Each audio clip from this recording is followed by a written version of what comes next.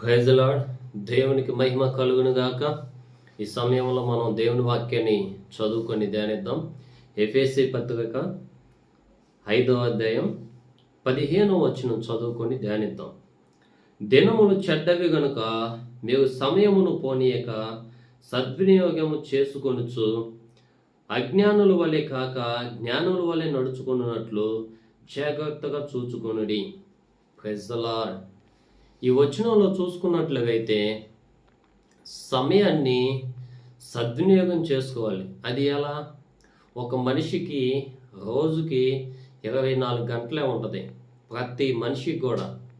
అయితే ఆ సమయాన్ని పోనీయకుండా వినియోగించుకోవాలి.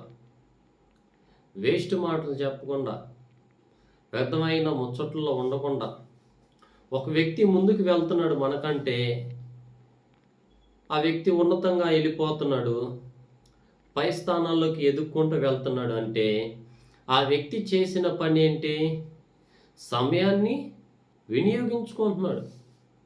ఇప్పుడు చదువుకున్న వాళ్ళని, ఏదన్నా కంపెనీ వాళ్ళు చదువులేని వ్యక్తులు వినియోగించుకుంటారు. ఎందుకు? ఎలా వినియోగించుకోవాలో ఆ వ్యక్తికి తెలుసు. ఇప్పుడు ఎక్కడైనా అంతే.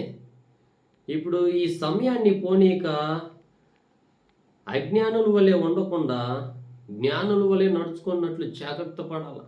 ఇప్పుడు రాకడ సమయంలో ఉంది. యేసయ్య రెండో రాకడలో రాబోతున్నాడు.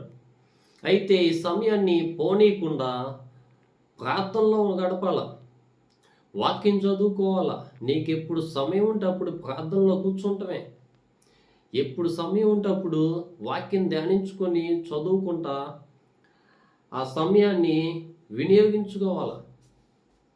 అయితే ముసలమ్మ ముచ్చట్లో పడిపోయి, లేకపోతే టైం అంతా వేస్ట్ చేసుకొని, పనులు పెట్టుకొని, ఆ పని పెట్టుకొని ఈ పని పెట్టుకొని అన్ని పనులు మీదేసుకుంటే ఆ సమయం ఎలా ఉంటుంది?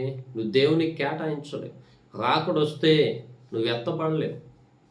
కాబట్టి ఈ సమయాన్ని మనం ఎలా వినియోగించుకోవాలో జ్ఞానయుక్తంగా పౌలుగా అలా చెప్తున్నారు అనమాట. కాబట్టి మనం ఒక గంట సేపు అయినా కనీసం ప్రార్థన చేసుకోవాలి.